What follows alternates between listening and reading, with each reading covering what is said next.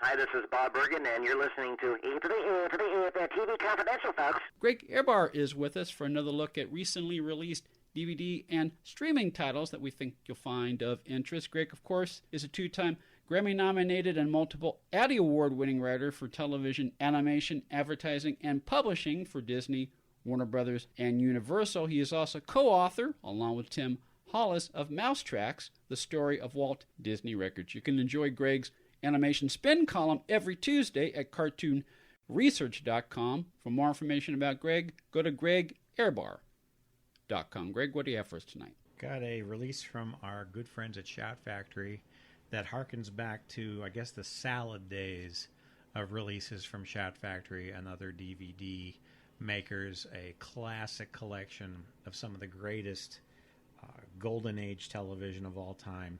This one starring the great Sid Caesar. It's called Sid Caesar The Works. And they're not kidding when they call it Sid Caesar The Works, because not only does it have pretty much every famous sketch for which your show of shows is known is part of this collection one way or another. There are also a ton of extra features, including archival roundtable interviews with Mel Brooks and Carl Reiner, among others, and a great roundtable of the surviving members of Caesar's writers from, I think, one of the Paley Center events about 20 years ago. So it's a lot of fun. It's hilarious. It's hilarious watching the clips. I don't know what's funnier, Greg, watching the clips or watching Mel Brooks and Carl Reiner and Larry Gelbart and Mel Token tell stories about it's how true, because the behind-the-scenes stories are just as funny.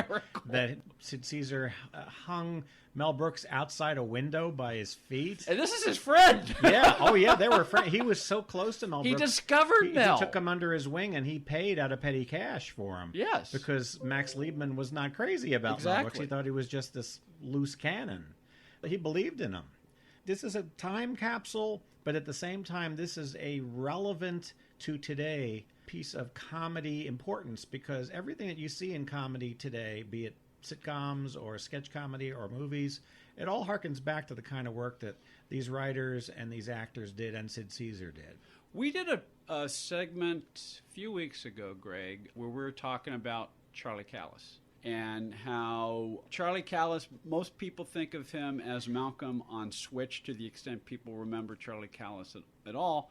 But he was one of those nightclub comics who, in the age of the late 50s and early 1960s, became known to people through his appearances on the Merv Griffin Show, for example. And one of his famous routines was, he was literally a human sound effects machine. And one of the things he was known for was a telephone bit where he would, mimic. I can't do it. I can't do it either. But Charlie Callis did it to perfection. I learned through Sid Caesar The Works that Charlie Callis did not originate that. Sid Caesar did. Yes. Oh, and Charlie Callis was also the voice of Elliot in Pete's Dragon. Yes. Yes. But it just shows, that's just one small example of the influence Sid Caesar had on 1, 2, probably 3 generations of comics. And still does today. Yeah. As a matter of fact, if you are a Dick Van Dyke Show fan, this is almost like watching What the Alan Brady Show that they're talking about that you never see, except in the Christmas episode, supposedly. What the Alan Brady Show is like when they're saying, okay, here's an idea. Alan comes out and he's doing this. Alan does this. This is what Buddy and Sally and Rob came up with that Alan did, except it's Sid Caesar, because that show was pretty much what Carl Reiner was drawing upon when he did this. So Sid Caesar is Alan Brady, and the cast is his supporting cast. And what you don't see from your show of shows or Caesar's Hour are the dancers and the musical numbers and all that. You're just seeing the sketches. It's like Saturday Night Live without the musical performances or the news or all the other segments. But what you're getting here is, as was it Spencer Tracy who says, what there is churse? And it's all done in chronological order. So you also get a feel for what is not always understood, at least by me, of what the progression of his series were. Because there's a confusion often about which show is which, how many he did, who wrote for it. Well, it's funny you should mention that, because I think this is on disc 3. It's a round table with all the then surviving writers, Mel Tolkien, Larry Gelbart, Danny, and Neil Simon. We're recording this within a few days of Neil Simon's passing. Mel Brooks, Carl Reiner, and about 3 or 4 others whose name escapes me at the moment, and Sid Caesar. I think it was Caesar himself who gave a brief history of the origin of your show of show, which originally was known as the Admiral Broadway Review. Correct. And there were 2 shows, one that originated in New York, headlined by Sid Caesar and Imogen Coca, and the other originating from Chicago and headlined by Jack Carter. Mm-hmm. And at one point, this was like a 2.5-hour block on Saturday.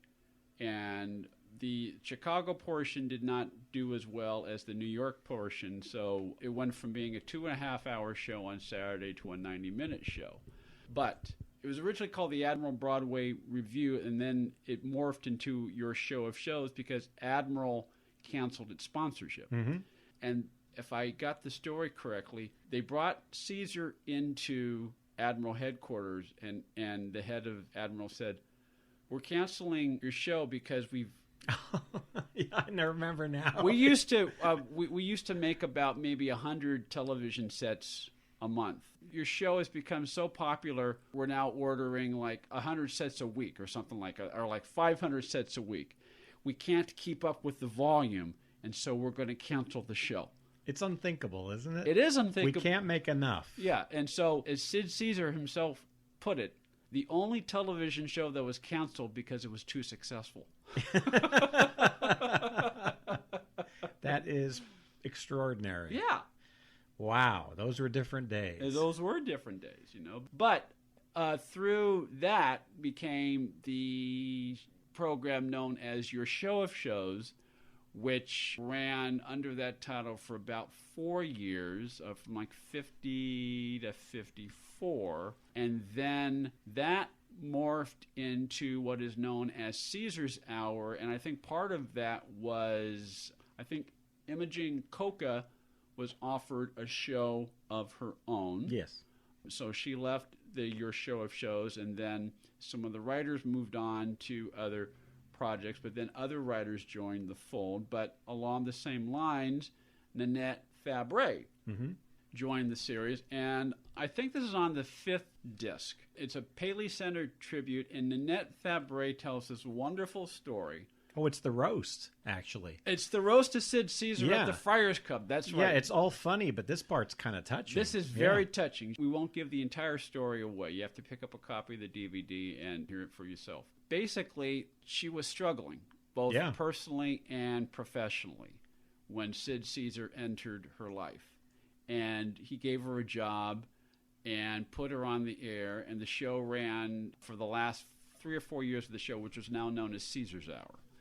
And Nanette Fabray went on to do all the things she did in the 40 years subsequent to that because of Sid Caesar. And a lot of people don't remember that, and a lot of people I didn't remember that. No, a lot of people also don't associate Nanette Fabray with Sid Caesar. They associate Imogen Coca because she had gone on to do so many other things. Including yes, the Tooth Fairy of the Witch. I need to warm my bones with some brandy. Yes. The Reducelator. The Reducelator. Boy, we watched that so many times. Yeah. My, you have no idea how stimulating this thing is. Well, we could probably just act out the entire episode, but we're here to talk about Sid Caesar. Sid Caesar the Works, a comprehensive collection of the very best work of Sid Caesar and his team, beginning with the Admiral Broadway Review through Your Show of Shows and Caesar's Hour. Sid Caesar the Works includes hours of previously unreleased material, including the feature show 10 from Your Show of Shows. We'll talk to Greg about that in just a second, which has never been released on DVD before, plus the Chevy Show, the Emmy Award-winning reunion special from 1967, the rarely seen episode of Nightcap, originally broadcast on A&E, featuring Sid Caesar, Mel Brooks, Carl Reiner in conversation with Calvin Trillin and Studs Terkel, Mel Brooks and Carl Reiner in conversation with Billy Crystal at the Paley Center from 2014, a few months after Caesar died. and a whole lot more. Sid Caesar the Works is available through our friends at Shout Factory. You can find it wherever DVDs are sold. But if you order it directly from shoutfactory.com, you're going to get a bonus DVD called Sid Caesar Extra Portion. So a 6th DVD to go with a 5 DVD collection known as Sid Caesar the Works. But the only way to get that extra DVD is to order Sid Caesar the Works directly through our friends at shoutfactory.com. Let's talk a little bit about some of the things that came after Caesar's Hour that are also on here. The 2 Chevy shows, they're really, really funny. And some classics. I had no idea. I've seen quite a few clips and sketches before.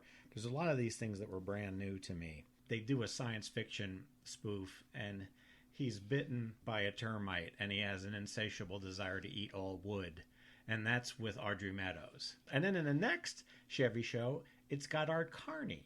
And there's an ongoing gag where they're doing a spoof of the Playhouse 90 kind of shows. It's him and it's Shirley MacLaine, and they're introducing segments of this thing, but they're revolving hosts. So the gag is, next week I will be the star, in 2 weeks I will be the host, and as host, I will automatically be the star because last week I was the host, but in 3 weeks I will be the star. And it goes on and on and on and on about the way the show is formatted. And then they show like 2 minutes of the play because all they do is go into who's going to be the star and who's going to be the host. And then they end the show talking about that some more. And at the end of the show where they all gather on the stage, at one, they talk about magazines they're all featured in. Oh, and I just want to mention, I'm going to be in this issue of this. Oh, and I want to mention, I'm going to be in this issue of this.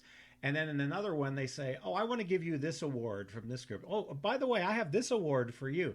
So that back then, they're satirizing the conventions of television when television was relatively new. So what we take for granted that SCTV and SNL does, they were doing then. Which goes back to what we said before. Pretty much every form of sketch comedy on television that we know of today originates with Sid Caesar and your show of shows. Deconstruction was going on a lot.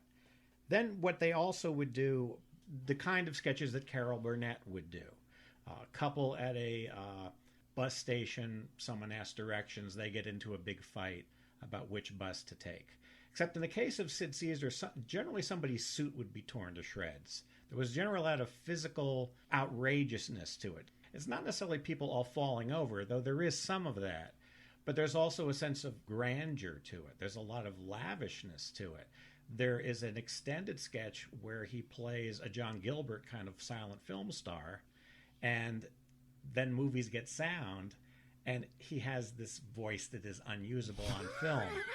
And the voice is really, really funny. But the sets are impressive. The sets are amazing. And then there's another one called The Dancing Towers. It's very lavish for sketches. There's another pantomime sketch where he and Nanette Fabre do a husband and wife argument set to the Fifth Symphony. So everything is done. Da-da-da-da. Yeah. And it's really, really clever. And every note has a thing. And they go through the whole gamut of what an argument might go through. There's one special from 1967 that I remember watching as a kid. That's the reunion special. Yes. It has the lilting, falls off the tongue title of the Sid Caesar, Imogene Coca, Carl Reiner, Howard Morris special. And there you go. Yeah. That says it all. Yes. That won an Emmy, and that was from For Television City in Hollywood. Yes, it won an Emmy for the title alone. Yes.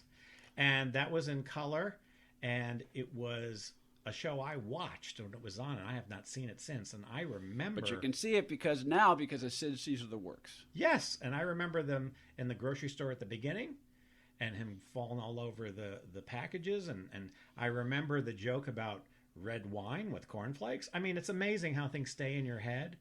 But what's also interesting is that the Pagliacci spoof that he did on Caesar's Hour years before, which... he's very famous, and members of the cast are famous for doing these double talk foreign languages that they're not really saying anything. Caesar was like brilliant. Any sort of dialect, any sort of foreign tongue, he could do an ad hoc. He would get the sound, the rhythm, the dialect of it, even if he was actually making up words going along, speaking Russian or Japanese or Italian or whatever. So he did an opera that way. that they called Galapachi. But what's funny about Galapachi is that it interpolates pop songs. So from the 50s, there's like Yellow Rose of Texas and just one of those things. So you're hearing the songs, but they're done in this operatic style. And it takes you a few moments to say, wait a minute, they're singing this. But it's done in such an operatic style, it's hysterically funny. Well, you see it done in the 50s, and then you see it in color in the 60s, and they're doing songs like A Hard Day's Night and Downtown. And so it's kind of fun to compare the two. And then there is a 1974 full-length motion picture that actually was released to theaters. Because in the early 70s, there was a nostalgia craze, and there was a lot of art houses that showed old cartoons, old silent movies, and compilations of vintage films because college kids and young people were discovering all this stuff for the first time. And a package was put together of Sid Caesar sketches called 10 from Your Show of Shows. And it was released as a movie in theaters.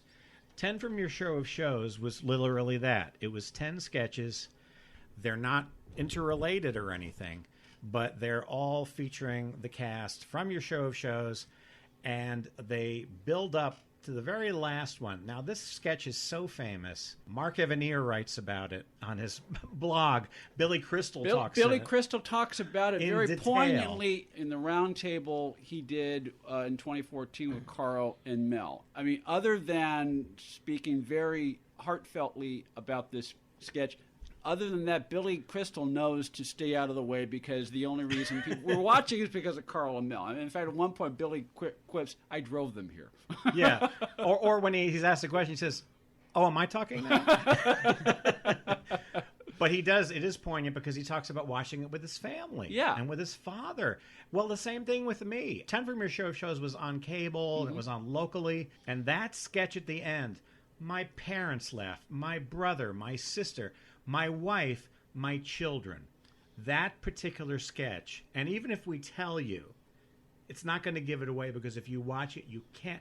My dog, everybody will laugh at the sketch. It's just so funny. It's crazy. We're talking about the Uncle Goopy sketch from Your Show of Shows. Uncle Goopy, one of the many, many, many treasures that are included as part of Sid Caesar The Works. Sid Caesar The Works, the latest DVD collection from our friends at Shout Factory. Well, Al, we know a lot of things about you. For instance, can you remember way back when you were a little boy, there was a man, a very kind man, who encouraged you.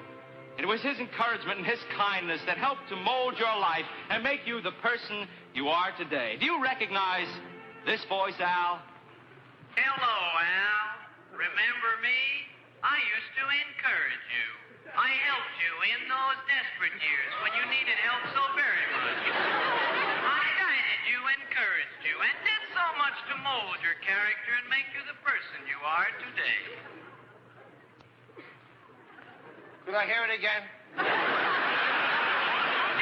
Al. Remember me? I used to encourage you.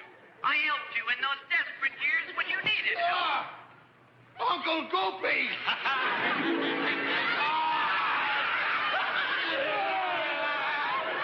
Ed Robertson with a reminder that Emmy Award-winning actress Michael Learned will join us at the top of the hour. We'll have to stay tuned for that. In the meantime, Greg Ehrbar is with us as we pick up our conversation about Uncle Goopy. Uncle Goopy, the famous sketch that is part of the 5 DVD release called Sid Caesar The Works. Sid Caesar The Works, which is now available wherever DVDs are sold through our friends at Shout Factory. Greg, before we went to break, we were talking about how Sid Caesar and Uncle Goopy in particular is one of those sketches that appeals to viewers of all generations, including younger viewers. And with that in mind, we have a special guest, my son Colin, to tell you the basic plot line of that sketch. Yeah, it's kind of like a game show thing. Basically, This Is Your Life was one of the very first reality type of shows. Yeah.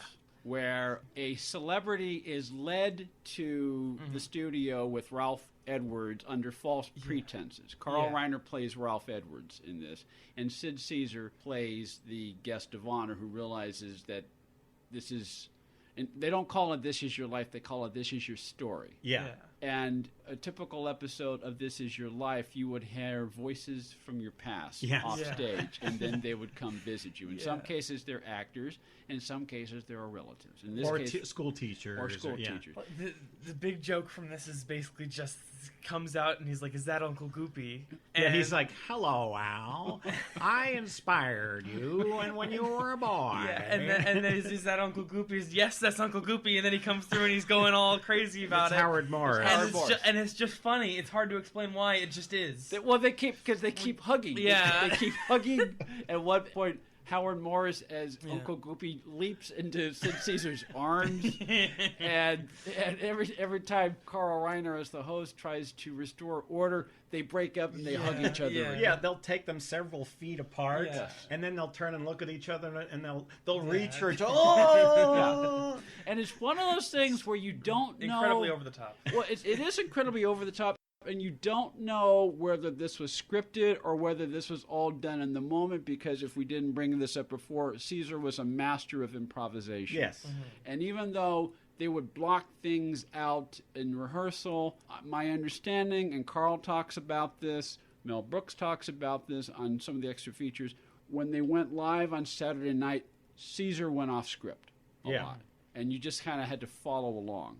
And so I don't know how much of Uncle Goopy was scripted or in the moment or a little bit of both, but it is hilarious to watch. It really, really is, and I think that they were kind of cueing each other, and they were reading the audience, and between them and the audience and Carl Reiner, each time Caesar would cue Morris or one would cue the other, it was like, should we go for it again? Yes.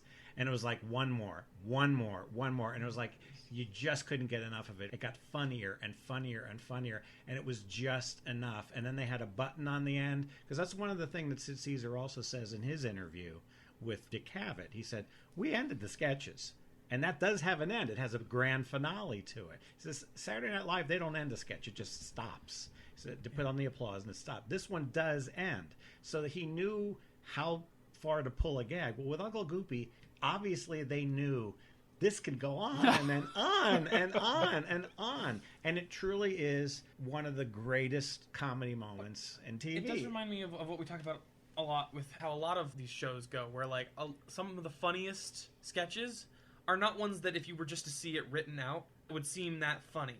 It's just the way they do it that makes it funny. Like there's ones that seem like a great idea, but they're actually, in practice, doesn't really work. So if you were just to see like, this person meets someone that they care about and they hug, it wouldn't sound funny, but then when you see it, it's the funniest thing you've ever seen. Yeah, and it was the two performers who knew each other's instincts so well that they almost had a mental connection. Yeah. And that's magic.